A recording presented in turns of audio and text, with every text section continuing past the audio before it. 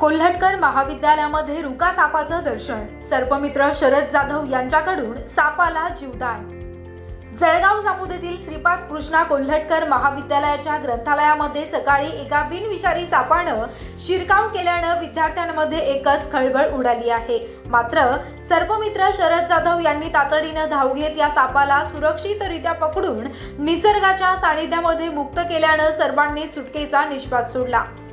सकाळी 10 वाजेच्या सुमारास ग्रंथालयामध्ये नेहमीप्रमाणे विद्यार्थी आणि विद्यार्थिनी शांततेत वाचन करत होते. यावेळी एका विद्यार्थिनीच्या पायावरून साप गेल्याचं लक्षात येताच ग्रंथालयामध्ये भीतीचं वातावरण निर्माण झालं. विद्यार्थ्यांनी तातडीनं ही बाब ग्रंथपाल कातोरे सर यांच्या निदर्शनास आणून दिली. परिस्थितीचं गांभीर्य ओळखून कातोरे सरांनी तात्काळ प्राचार्य गिरीश माई यांना घटनेची माहिती दिली. प्राचार्याच्या सूचनेवरून तात्काळ सर्पमित्र शरद जाधव यांना पाचारण करण्यात आलं.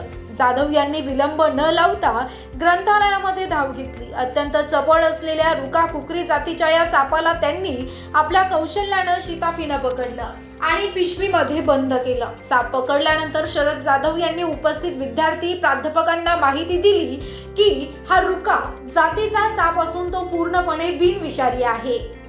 या सापापासून मानवी जीवाला कोणताही धोका नसतो. त्यांच्या या सविस्तर माहितीनं विद्यार्थ्यांमधील भीती दूर होण्यास मदतही झाली.